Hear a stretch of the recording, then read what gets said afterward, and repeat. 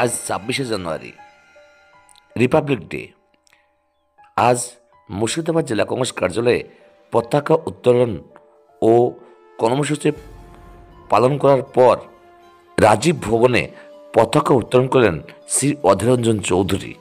তারপর মূল্যবান বক্তব্য রাখলেন। দেখুন ভিডিও।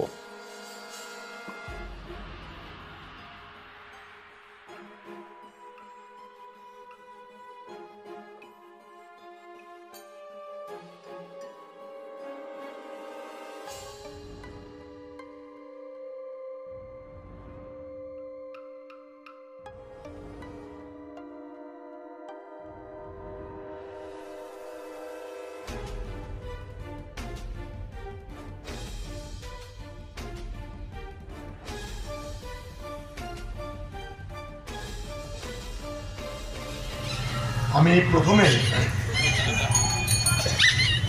আমাদের একটা ছোট্ট ভুল হয়েছে, সেটা যেদিন এই দেশ স্বাধীন হয়েছিল ব্রিটিশের হাত থেকে মুক্ত,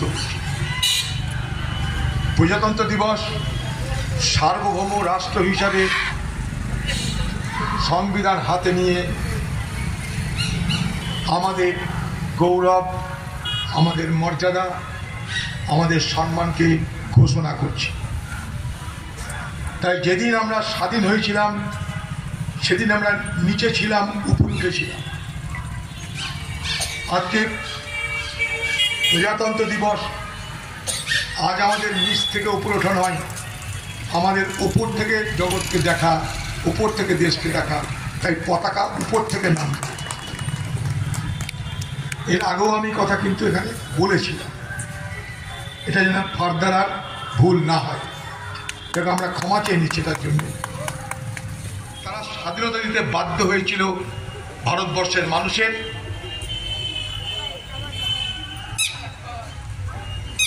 আত্মত্যাগ, সংগ্রাম এবং আসমুদ্র হিমাচলের মানুষকে সংঘবদ্ধ করে ব্রিটিশের বিরুদ্ধে আন্দোলনের কারণে। তাই শুধুমাত্র স্বাধীন হয়ে গেলাম তাহলে কিন্তু কথা শেষ হয়ে যায় না। পৃথিবীতে বহু দেশ স্বাধীন হয়েছে, আমরাও না একটা স্বাধীন হলাম। ঝাঁকের কই ঝাঁকে চলে গেলাম, তাতে কিন্তু সমস্যার সমাধান হবে না। পৃথিবীতে বহু দেশ স্বাধীন হওয়ার পরেও সেখানে স্বৈরতন্ত্র, সেখানে সামরিকতন্ত্র আজও বিরাজমান, আপনারা জানেন। তাই শুধুমাত্র স্বাধীন হলেই তো হবে না, এই স্বাধীনতাকে বাঁচিয়ে রাখা এবং স্থায়ী করা, যাতে ভারতবর্ষের কোনো সম্প্রদায়ের কোনো অংশের মানুষের কখনো ক্ষোভ না হয়, দুঃখ না হয়, তা নিশ্চিত করতে সেদিন প্রয়োজন হয়েছিল একটা রক্ষা কবচের। যে রক্ষা কবচ ধারণ করে সবাই মনে করবে যে আমরা সুরক্ষিত। সেই রক্ষা কবচটা কি হবে, তাই নিয়ে সব থেকে বড় চিন্তা ছিল সেদিন।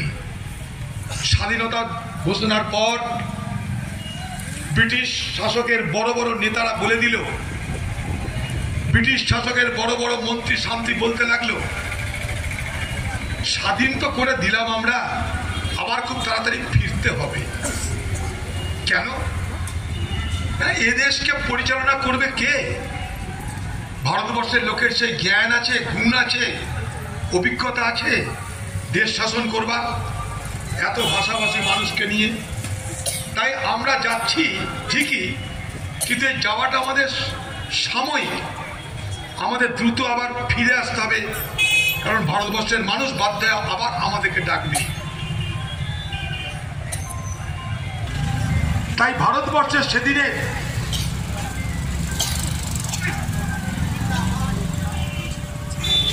স্বাধীনতা আন্দোলনকারী, দেশকে স্বাধীন যারা করেছিল, তাদের সকলের কাছে এই প্রশ্নটাকে সমাধান করার জন্য সিদ্ধান্ত হলো যে আমরা সবাইকে নিয়ে আলোচনায় বসবো। তৈরি হলো কনস্টিটিউয়েন্ট অ্যাসেম্বলি। সেখানে কারা যাবে? মানুষের দ্বারা নির্বাচিত জনপ্রতিনিধি সেখানটায় যাবে। সেদিন সরাসরি ভোট হয়নি, কিন্তু ভারতবর্ষে বিভিন্ন রাজ্যে সরকার ছিল, তাই সিদ্ধান্ত হলো যেমন আজকের দিনে রাজ্যসভায় যারা এমপি হয় তারা সরাসরি নির্বাচিত হয় না, এমএলএরা নির্বাচিত করে। ঠিক তেমনি ভাবেই কনস্টিটিউয়েন্ট অ্যাসেম্বলিতে অর্থাৎ সংবিধান রচনা করবার জন্য যে অধিবেশন ডাকা হলো, সেখানে সেই নির্বাচিত জনপ্রতিনিধিরা গেল, যারা প্রত্যেকটা রাজ্যের যারা এমএলএ, যারা জনপ্রতিনিধি, তাদের দ্বারা নির্বাচিত জনপ্রতিনিধি। এইবার শুরু হলো আলোচনা। একদিনে কি আলোচনা শেষ হয়? আলোচনা করতে করতে করতে করতে 2 বছর 11 মাস 17 দিন লেগে গেল। তারপর 1949 সালের 26শে নভেম্বর বাবা সাহেব আম্বেদকরের নেতৃত্বে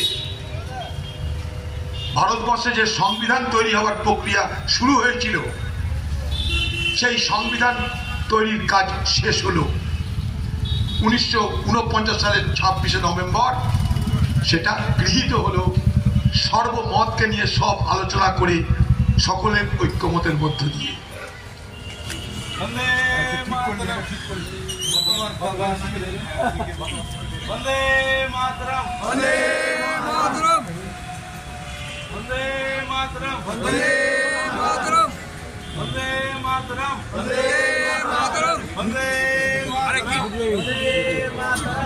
লেগে গেছে তো